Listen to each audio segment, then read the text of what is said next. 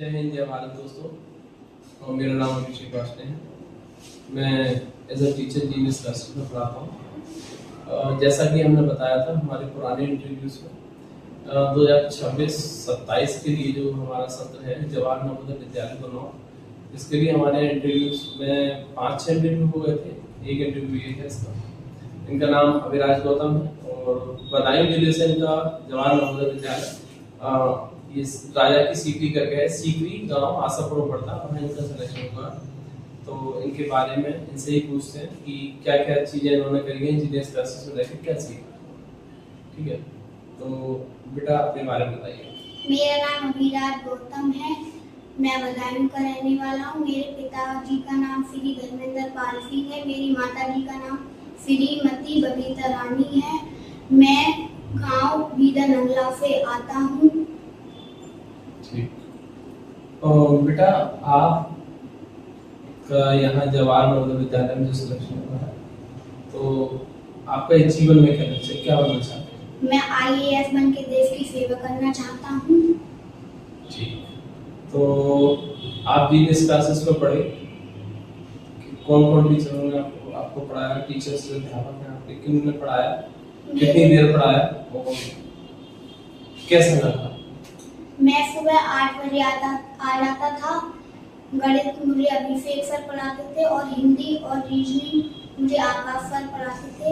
यहाँ मुझे बहुत अच्छा पढ़ाया गया था। सभी टीचरों ने अच्छा पढ़ाया था। यहाँ सभी डाउट क्लियर कराए जाते थे। आपको कैसा लगा जीनियस क्लासेस में? अच्छा लगा पढ़ने में? कोई शिकायत है? नहीं सर, सब एकदम सेटिस्फाइड। ठीक है, चलिए बहुत अच्छा लगा। ये बच्चों के व्यूज सिर्फ इसलिए बनाए जा रहे हैं ताकि और आगे बच्चे मोटिवेट हो। मैं इनके पेरेंट्स से भी एक बात, नमस्कार भैया, बधाई हो आपको तीनों को। तो मैं ये आप लोगों से ये पूछना चाहता हूँ कि यहाँ जीनियस क्लासेस में आप आए, आपके बच्चे का सिलेक्शन हुआ, तो आप कैसा महसूस कर रहे हैं कि मतलब अच्छा लग रहा है, और आपके जीनियस क्लासेस के प्रति क्या विचार है? मुझे अच्छा लगा और गुरुजी की भी अच्छी मेहनत रही, बच्चे ने भी मेहनत की और उसकी जो आज बच्चों को सफलता मिली है उसमें सबसे ज़्यादा मैं तो जीनियस कोचिंग सेंटर के लिए बधाई, स्टाफ के लिए मैं तो आपको ही जानता हूँ, बाकी मेरे पीछे कौन कौन लोग पढ़ाने आते थे मैं कह नहीं सकता।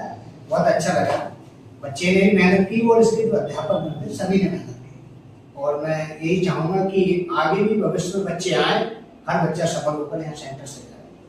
देखिए आज जो बच्चों में सफलता का जो बनता है, मेहनत करते हैं बच्चे सफल होते हैं, इसमें अध्यापकों के साथ साथ माता पिता यानी गार्जियंस, उनका ही बहुत दायित्व होता है। बच्चे को सुबह में याद दिलाना कि आपको स्कूल जाना है, उनको ड्रेस में तैयार करना है और उनका खाने पाने की व्यवस्था करना, इन चीज़ों को लेकर अगर परिवार पूरी तरीक़ा से एक्टिव है तो मैं मानता हूँ कि बच्चा उनका सफल।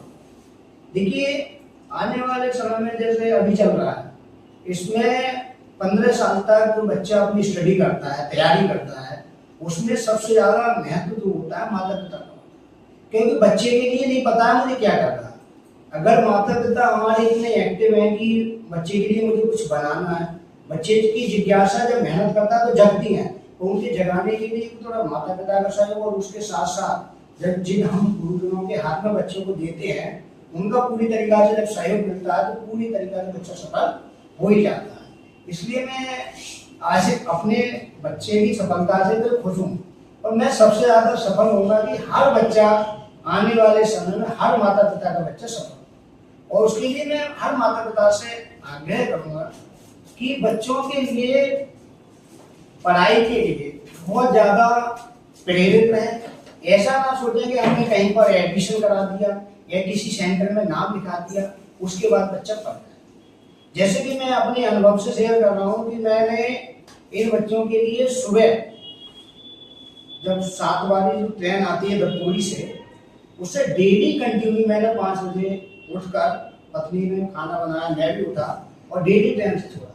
एक बार 4 महीने में केवल एक बार ट्रेन मिस की और उसके बाद भी अफसोस हुआ, दुख हुआ कि आज मिस कैसे हो गई। और यहाँ तक कि छोटे छोटे कामों को लेकर अपनी जिम्मेदारियों को मैं 4 महीने कहीं गया भी नहीं था, ये सोच के कहीं जाता तो सुबह में आना है, ये सोच के आता था।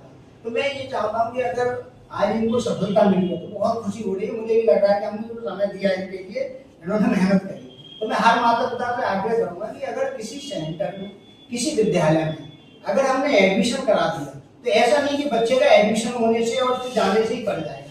वहां पर हमें देखना है कि उस बच्चे को भेजना है, फिर मतलब उनका होमवर्क क्या मिला है वो भी देखना है। फिर मैं ये नहीं चाहता अच्छा मैं पढ़ा लिखा हूँ, हर गार्जियन पढ़ा लिखा नहीं है, तो ये भी तो सोच सकता है कि मतलब बच्चा पढ़ के आके 2 घंटे स्टडी या 3 घंटे कर रहा है या नहीं कर रहा है। अगर नहीं कर रहा है तो गार्जियन की जिम्मेदारी है अपने जो टीचर पढ़ा रहे हैं, जहाँ भी पढ़ा रहे हैं, उनसे संपर्क करें कि बच्चा जाता तो है स्कूल या सेंटर के लिए, बस तो पढ़ता है कितनी देर पढ़ता है। इसलिए मैं चाहता हूँ हर गार्जियन इतना मतलब जागरूक रहे। और आज के समय में एक चीज है, थोड़ी मोबाइल से ही दूरियां बनाए। मोबाइल से बहुत ज्यादा बच्चे जुड़ाव ले चुके हैं, उससे भी थोड़ी दूरियां बनाए। और मैं तो जीनियस सेंटर और भाई साहब का बहुत बहुत आभारी हूँ कि आप इन बच्चों के लिए सबको सफल बनाने का काम कर रहे हैं। हमारे यहाँ से चंदूसी से बाहर से बच्चे आ रहे हैं चंदूसी, और यहाँ के आने के बाद नवोदय है, RMS है और सैनिक स्कूल है जो इनमें जा रहे हैं। मुझे बहुत अच्छा लगा, अच्छे से सेंटर चल रहा है, बहुत अच्छी व्यवस्था है, बच्चों के आने देखने लगते हैं और कोई भी समस्या है तो कॉल करते हैं, कोई भी परेशानी है, ऐसा बहुत ही अच्छा व्यवस्था है। और अध्यापक का भी सबका सम्मान रहता है और अच्छे से बातचीत करने का जो वो भी अच्छी लगी मुझे। किसी बच्चे को परेशानी और प्रेम से डाउट क्लियर किए जाते हैं, और गार्जियन भी कुछ एडवाइस करते हैं, उनको भी सलाह देने का काम करते हैं बच्चे को, मुझे बहुत अच्छा लगा। और मैं गुरु जी से कहूँगा आप कुछ बच्चों के लिए कहें और कुछ गार्जियंसों के लिए अपनी तरफ से कहें। मैं तो छोटे से शब्दों में आपसे कहूँगा। मैं आपको बता दूं इस वीडियो के माध्यम से कि यहाँ पे भैया ने पेरेंट्स का त्याग बताया, बहुत इम्पोर्टेंट है। पिछली वीडियोस में भी मैंने बताया था कि सबसे पहले जो कहानी चलती है वो माता पिता से चलती है, फिर बच्चे पर आती है, फिर अध्यापक पर आती है। अब आप समझिए इनका त्याग, बच्चे की मेहनत प्लस हमारा, आज बच्चा इनका कामयाब हुआ है। पेरेंट्स सुबह उठ के सुबह 5 बजे उठना, अब इतना छोटा बच्चा सुबह से अगर मेरे यहाँ 30-35 किलोमीटर दूर से, 40 किलोमीटर दूर से अगर आ रहा है, सुबह उठ के फिर शाम को जा रहा है 3-4 बजे करीब, कोई 5 बजे पहुंच रहा है, 7 बजे तक पहुंचेंगे, 7 बजे तक बताइए स्टेशन में बैठ के कितना मतलब स्ट्रगल किया है। ग्रामीण परिवेश से होने के बाद सुबह 5 बजे उठ के अगर शाम को 5 बजे बच्चा पहुंच रहा है, तो समझिए कितनी मेहनत बच्चों ने करी होगी, कितनी अध्यापक ने करी होगी और कितनी पेरेंट्स ने करी होगी। सभी का बराबर महत्व रहता है और ये बहुत जरूरी है कि जहां भी आप अपने बच्चे को पढ़ाओ, ये आपको देखना बहुत इंपॉर्टेंट है कि आपका बच्चा क्या पढ़ रहा है, शाम को पढ़ रहा है या नहीं पढ़ रहा है। मैं मोस्टली बात आज इतना ही कहना चाहूंगा, लेकिन हमारे जितने भी बच्चे आते हैं मोस्टली दूर से ही आते हैं, कुछ पास के रहते हैं, लेकिन दूर के बच्चों से और ज्यादा थोड़ा लगाव ये हो जाता है कि वो बहुत दूर से आता है, उसका रेस्पेक्ट खुद बढ़ जाता है मेरे गाँव में कि सुबह 5 बजे उठ के और रात को जो बच्चा 5 बजे 7 बजे का पहुंच रहा है, उसका कितना त्याग रहा होगा, पेरेंट्स के मन में कितना